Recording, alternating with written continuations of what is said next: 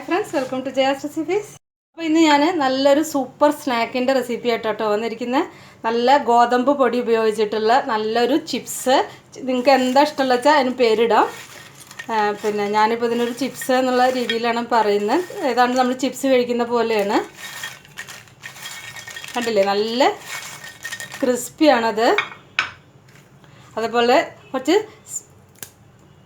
കണ്ടില്ലേ, നല്ല സ്പൈസിയാണ്. സൂപ്പർ ടേസ്റ്റാണ് കേട്ടോ. പിന്നെ നല്ല കുറച്ച് സ്പൈസി ആയിട്ട് ഉണ്ടായിരിക്കുന്നത്. ചായയുടെ ഒപ്പം കഴിക്കാനൊക്കെ നല്ല ടേസ്റ്റാണത്. അപ്പോൾ നിങ്ങളൊന്ന് ട്രൈ ചെയ്ത് നോക്കൂ, നിങ്ങൾക്ക് എന്തായാലും ഇഷ്ടപ്പെടും. അത്രയധികം സമയമൊന്നും വേണ്ട അത് ഉണ്ടാക്കാൻ. 2 മെത്തേഡ് കാണിക്കുന്നുണ്ട് ഉണ്ടാക്കുന്നത്. അപ്പോൾ നിങ്ങൾ ഏത് മെത്തേഡാണ് നിങ്ങൾക്ക് യൂസ്ഫുൾ ആവുക വെച്ചാൽ അത് നിങ്ങൾ ഫോളോ ചെയ്യാവുന്നതാണ് കേട്ടോ. തുടങ്ങുന്നതിൻ്റെ മുന്നേ നിങ്ങൾ ആദ്യമായിട്ടാണ് എൻ്റെ ചാനൽ കാണുന്നതെങ്കിൽ ഒന്ന് സബ്സ്ക്രൈബ് ചെയ്യാൻ മറക്കരുത് കേട്ടോ. അതിന് വേണ്ടിയിട്ട് ഞാൻ 1 കപ്പ് ഗോതമ്പ് പൊടിയാണ് എടുത്തിരിക്കുന്നത്. ഇതിലേക്ക് നമുക്ക് കുറച്ച് ഓയിൽ ഒഴിക്കണം. 3-4 സ്പൂണ് ഓയിൽ ഒഴിക്കണം. നല്ല ക്രിസ്പി ആയിട്ട് വരാനും നല്ല ടേസ്റ്റ് ഉണ്ടാവാനും ഒക്കെ. പിന്നെ ഓയിൽ അധികം കുടിക്കില്ല അങ്ങനെ ചെയ്ത് കഴിഞ്ഞാൽ. പിന്നെ നല്ല ക്രിസ്പി ആയിട്ട് വരും.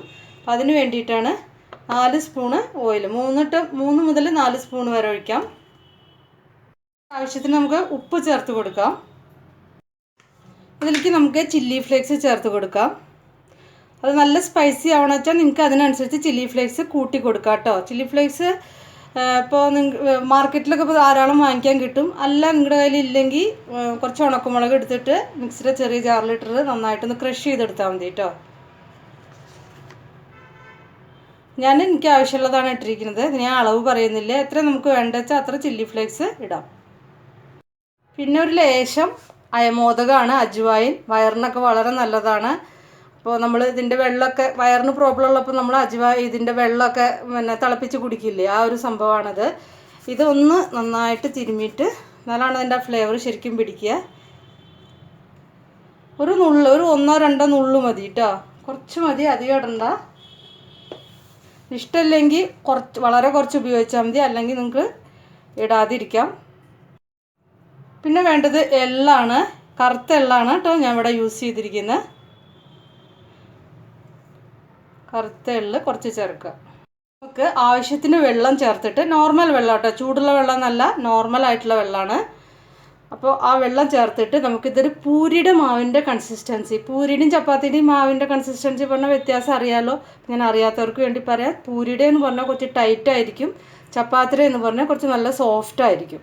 അപ്പോൾ പൂരിയുടെ മാവിൻ്റെ കൺസിസ്റ്റൻസിയിൽ നമുക്ക് വെള്ളം ഒഴിക്കണം. അപ്പോൾ വെള്ളം കൂടി പോകരുത്. വെള്ളം കൂടിപ്പോയി കഴിഞ്ഞ് കഴിഞ്ഞാൽ എണ്ണ കുടിക്കും, പിന്നെ നമുക്ക് ഉണ്ടാക്കിയെടുക്കാനും പറ്റില്ല, ക്രിസ്പിയായി കിട്ടില്ല.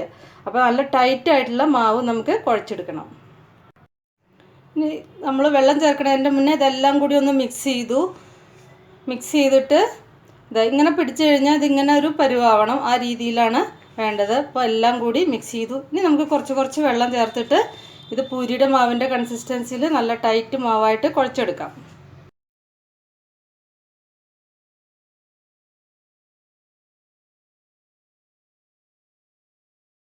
ഇത് നന്നായിട്ട് ഇത് കുഴച്ചെടുത്തിട്ടുണ്ട്. അപ്പോൾ നല്ല ടൈറ്റായിട്ടാണ്, ഒട്ടും ലൂസല്ല, നല്ല ടൈറ്റായിട്ട് നന്നായിട്ട് കുഴച്ചെടുക്കുക. ഇനി നമുക്കിതൊരു 10 മിനിറ്റ് വയ്ക്കുക. അപ്പോൾ ഈ ഒരു 10 മിനിറ്റ് വയ്ക്കുന്നതിൻ്റെ ഉള്ളൂ. ബാക്കിയൊക്കെ വളരെ പെട്ടെന്നാണ് ഇത് ഉണ്ടാക്കാൻ, ഒരു ബുദ്ധിമുട്ടുമില്ല. കുറച്ച് എണ്ണ ഇപ്പോൾ ഈ യൂസ് ചെയ്തൊക്കെ റിഫൈൻഡ് ഓയിലാണ് കേട്ടോ. കുറച്ച് എണ്ണ ഇതിൻ്റെ മീതെ ഇങ്ങനെ തടവി കൊടുത്തിട്ടുണ്ട്. ഇതിങ്ങനെ ഡ്രൈ ആവണ്ട. നമ്മൾ 10 മിനിറ്റ് വെക്കുന്നതല്ലേ, ഡ്രൈ ആവണ്ട. നമുക്കിത് ഞാനൊരു പാത്രം കൊണ്ട് ഇതിങ്ങനെ അടച്ചു വെക്കുകയാണ്. ഒരു 10-15 മിനിറ്റോളം ഇതൊന്ന് അടച്ചു വെക്കാം.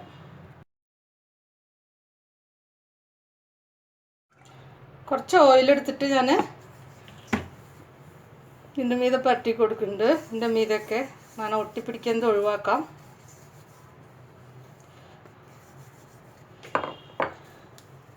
ഈ മാവിൻ്റെ മീതിയും കുറച്ച് എണ്ണ ഒന്ന് ഇങ്ങനെ പരട്ടി കൊടുക്കാം കേട്ടോ.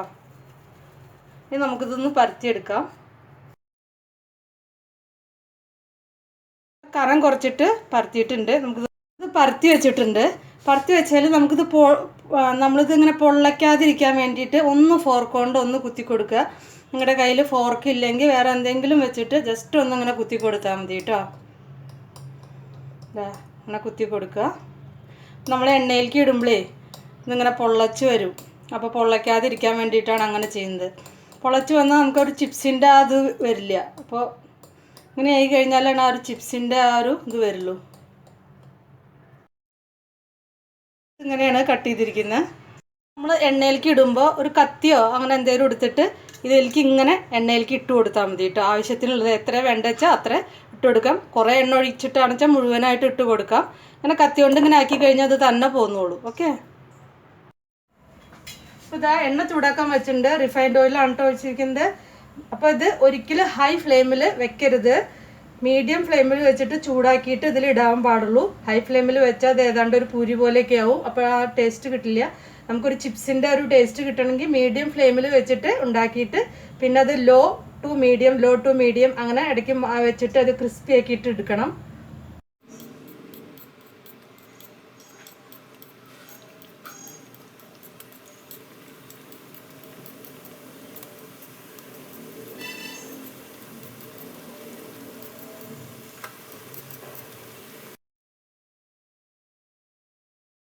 അപ്പോൾ ഇത് ഇടുമ്പോൾ നിങ്ങൾക്ക് ഇങ്ങനെ തോന്നുന്നത് ഇങ്ങനെ കട്ട പിടിച്ചിട്ടാണ് ഇതിൽ വീണതെന്ന്. പക്ഷേ അത് എണ്ണയിൽ വീണാൽ എല്ലാം സെപ്പറേറ്റ് ആയിക്കോളൂ കേട്ടോ.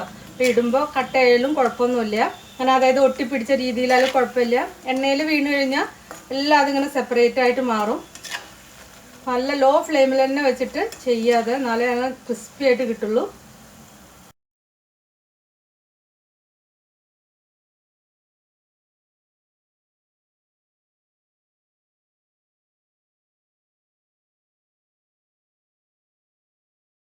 നമുക്കിത് പൊട്ടിച്ച് കാണിച്ചു തരാം. നല്ല ചൂടുണ്ട് കേട്ടോ. അത് ഉണ്ട്, നല്ല ക്രിസ്പിയാണത്.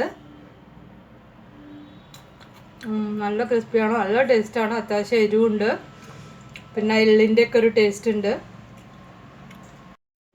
ഇനി ഞാൻ വേറൊരു മെത്തേഡും കൂടിയും കാണിക്കാം. അപ്പം നിങ്ങൾക്ക് ഏതാണ് ഈസി ആയിട്ട് തോന്നുന്നത് വെച്ചാൽ അത് ചെയ്യാം കേട്ടോ. ദോശക്കല്ല് അടുപ്പത്ത് വെച്ചിട്ടുണ്ട്. ദോശക്കല്ലോ ചപ്പാത്തിക്കല്ലോ എന്തായാലും കുഴപ്പമില്ല. അതിലേക്ക് ഞാൻ ഇത് ഇട്ട് കൊടുത്തിട്ടുണ്ട്. ഇത് ജസ്റ്റ് നമുക്ക് ചപ്പാത്തി ഉണ്ടാക്കണ പോലെ അത്ര തന്നെ വേവിക്കൊന്നും വേണ്ട. രണ്ട് സൈഡിലും ജസ്റ്റ് ബബിൾസ് വരുമ്പോൾ നമുക്കിതൊന്ന് മാറ്റാം. അങ്ങനെ എല്ലാം പരത്തിയിട്ട് ഇതുപോലെ ഒന്ന് ഉണ്ടാക്കിയെടുക്കുക. ഇങ്ങനെ ചെയ്ത് കഴിഞ്ഞാൽ നമുക്ക് പെട്ടെന്ന് നല്ല ക്രിസ്പി ആയിട്ടുള്ള ചിപ്സ് ഉണ്ടാക്കിയെടുക്കാൻ പറ്റും. അതിന് വേണ്ടിയിട്ടാണ് ഇങ്ങനെ ചെയ്യുന്നത്. ഞാൻ കാണിച്ച രണ്ട് മെത്തേഡിൽ ഏതാണ് നിങ്ങൾക്ക് കൂടുതൽ ഈസി വെച്ചാൽ അത് ചെയ്യാം കേട്ടോ.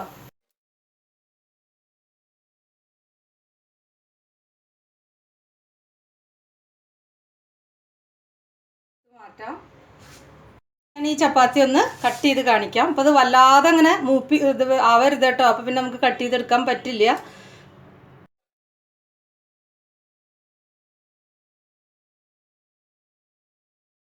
ഇഷ്ടമുള്ള ഷേപ്പിൽ ഇത് കട്ട് ചെയ്യാം. ഞാൻ അപ്പോൾ ഇങ്ങനെയാണ് കട്ട് ചെയ്തിരിക്കുന്നത്, കണ്ടില്ലേ?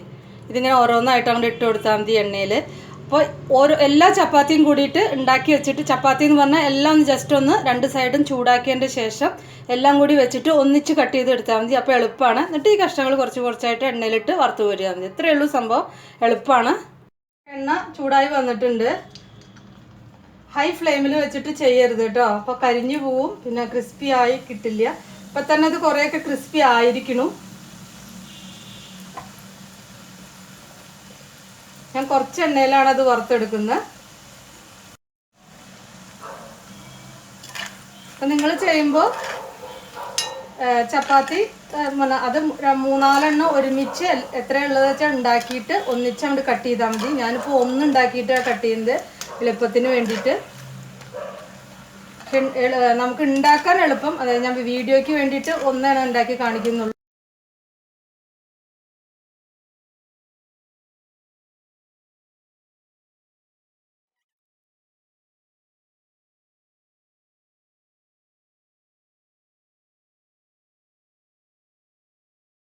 ഫ്ലെയിമിൽ വെച്ചിട്ട് ഉണ്ടാക്കുക, മീഡിയം ടു ലോ ഫ്ലെയിമിൽ, അല്ലാതെ ഹൈ ഫ്ലെയിമിൽ വെച്ചാൽ ക്രിസ്പി ആവില്ല. കണ്ടില്ലേ, നല്ല ശബ്ദം കേൾക്കുന്നില്ലേ? നല്ല ക്രിസ്പിയാണ്, നല്ല ചൂടാണത്. അപ്പോൾ നല്ല ടേസ്റ്റാണ്, നല്ല സ്പൈസി ആയിട്ടുള്ള വീറ്റ് സ്നാക്കാണത്. ഒരു ചിപ്സ് അങ്ങനെ എന്ത് വേണമെങ്കിൽ പറയാം. അപ്പോൾ നിങ്ങളെല്ലാവരും ഒന്ന് ട്രൈ ചെയ്യുക. എന്നിട്ട് നിങ്ങളുടെ ഫീഡ്ബാക്കൊക്കെ അറിയിക്കുക. ചായക്കൊപ്പമൊക്കെ കഴിക്കാനും കുട്ടികൾക്കൊക്കെ എന്തായാലും ഇഷ്ടപ്പെടും. പിന്നെ നമ്മൾ വീറ്റാണ് യൂസ് ചെയ്തിരിക്കുന്നത്, അപ്പോൾ ഫൈബറൊക്കെ ഉള്ളതാണ്. അപ്പോൾ ഒരു പ്രശ്നമില്ല. നിങ്ങൾക്ക് ഇഷ്ടപ്പെട്ടാൽ ഒന്ന് ലൈക്ക് ചെയ്യുക. അതുപോലെ തന്നെ ഷെയർ ചെയ്യാനൊന്നും മറക്കരുത്. ഇഷ്ടപ്പെട്ടില്ലെങ്കിൽ ഡിസ്ലൈക്ക് ചെയ്യാം. അപ്പോൾ നമുക്ക് വേറെ ഈസി റെസിപ്പിയായി വീണ്ടും കാണാം. Thank you.